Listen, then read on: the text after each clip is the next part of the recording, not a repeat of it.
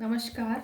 मैं doctor Jyoti Gautam, assistant professor, department of sociology, government Meera girls college. आज third year की class में आप सभी को विल्फ्रेडो परेटो के पार्ट 2 से अध्ययन प्रारंभ कराऊंगी। पहली क्लास में हमने पढ़ा था परेटो ने जो अवधारणा दी थी उसके अगला अवधारणा आज सामाजिक परिवर्तन की अवधारणा अभिजात वर्ग के परिभ्रमण का सिद्धांत हम इस क्लास में अध्ययन करेंगे। विभिन्न समाजशास्त्रियों ने समय समय पर अलग अलग अवधारणाओं से हम सभी को परिचित कराया और थर्ड ईयर का ये फर्स्ट पेपर इन सभी अवधारणाओं का अध्ययन और अध्यापन करने का प्रयास है। तो हम प्रारंभ करते हैं अभिजात वर्ग के परिभ्रमण का सिद्धांत। यह सामाजिक परिवर्तन से जुड़ा हुआ सिद्धांत है। परेटो के अनुसार समाज में परिवर्तन एक स्वाभाविक, प्राकृतिक एवं नियमित प्रक्रिया है। अर्थात समाज में परिवर्तन तो अवश्य होएगा, यह लगातार भी होगा और स्वाभाविक रूप से भी होगा।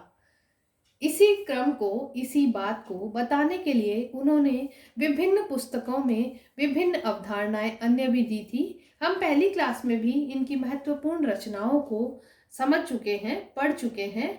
मैं पुनः आपको बताना चाहूँगी कि इनकी महत्वपूर्ण रचनाएं थी the mind and society, sociological writings, manual of political economy. जब भी हम कभी कॉम्पिटिटिव एग्जाम्स देते हैं तो विभिन्न समाजशास्त्रियों की महत्वपूर्ण रचनाओं के बारे में जरूर क्वेश्चन पेपर में हमें दिखाई देता है।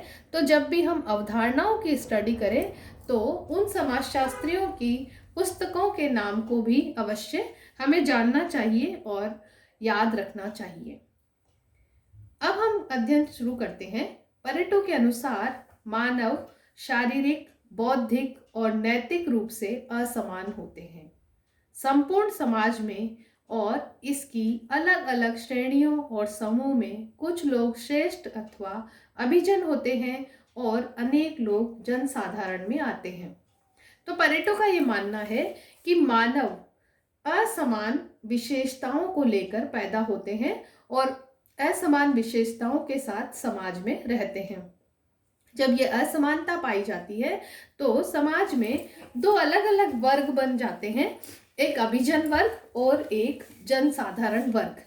कुछ लोग जो श्रेष्ठ होते हैं वे अभिजन वर्ग में आते हैं और कुछ लोग या अधिकांश लोग जनसाधारण वर्ग में आते हैं।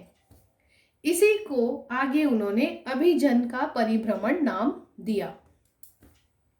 अभिजन को परेटो ने पुनः दो श्रेणियों में बांटा, एक शासक अभिजन और दूसरा अशासक अभिजन। इससे तात्पर्य यह था कि जो शासक अभिजन था वह वास्तविक रूप से शासन की क्षमता रखता था और अशासक अभिजन वे अभिजन थे जिनमें शासन की क्षमता नहीं थी। तो इसी के साथ उन्होंने अभिजन और जनसाधारण को भी समाज में बांटा। परेटो ऐसे समाज को आदर्श मानते थे, आदर्श समाज मानते थे जहां अधिकतम सामाजिक गतिशीलता हो और सभी पद सभी लोगों के लिए खुले हुए होते हों। अर्थात कोई भी व्यक्ति किसी भी पद को अपनी योग्यता के आधार पर प्राप्त कर सकता हो, वही आदर्श समाज की स्थिति कहलाती है परेटो के अनुसार। परेटो ने अभिजात वर्ग का परिभ्रमण का सिद्धांत में शेर और लोमड़ी की अवधारणा को भी समझाने का प्रयास किया। उन्होंने कहा कि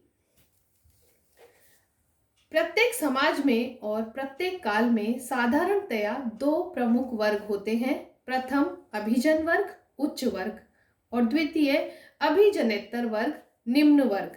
तो जो उच्च वर्ग होता है वह समाज में शक्ति, सत्ता, प्रशासन और समाज के शासक के रूप में होता है, लेकिन यह अभिजन वर्ग स्थायी नहीं होता। इसको उन्होंने शेर की संज्ञा दी। उन्होंने कहा अभिजन वर्ग के पास हमेशा सत्ता रहती है, शक्ति रहती है और अधिकार रहते हैं, लेकिन जो निम्न वर्ग होता है उसमें कुछ कुशल लोग होते हैं, वे कभी कभी अपनी कुशलता से अभिजन वर्ग को पद स्थापित कर देते हैं। इसी को उन्होंने शेर और लोमड़ी की संज्ञा के आधार पर समझाया। उन्होंने कहा, अभिजात वर्ग ऐसे लोगों का वर्ग है जिनका कार्य अपने क्षेत्र में सर्वोच्च स्थान रखता है। और अभिजात वर्ग की सर्वप्रथम अवधारणा समाजशास्त्र में परेटो ने ही दी। उनका यह भी मानना था कि यह शेर या अभिजन वर्ग जब समाज में आलसी या निष्क्रिय हो जाता है तो इसका स्थान प्राप्त करने हेतु चालाक, होशियार, अभिजनेतर वर्ग, जिसको लोमड़ी की संज्ञा दी है, उसका स्थान ग्रहण कर लेते हैं और इसी से समाज में परिवर्तन आता है। अभिजन वर्ग, अभिजनेतर वर्ग एक चक्रीय प्रक्रिया में रहते हैं। अभिजात वर्ग अपनी निष्क्रियता के कारण उच्च से निम्न वर्ग में आ जाते हैं और निम्न वर्ग के चतुर, बुद्धिमान, कुशल व्यक्ति उनका स्थान ग्रहण कर लेते हैं और यही अवधारणा अभिजात वर्ग के परिभ्रमण को समझाती है। तो हम ये जान गए हैं इस पूरी अवधारणा के दौरान कि सामाजिक परिवर्तन एक चक्रीय प्रक्रिया है।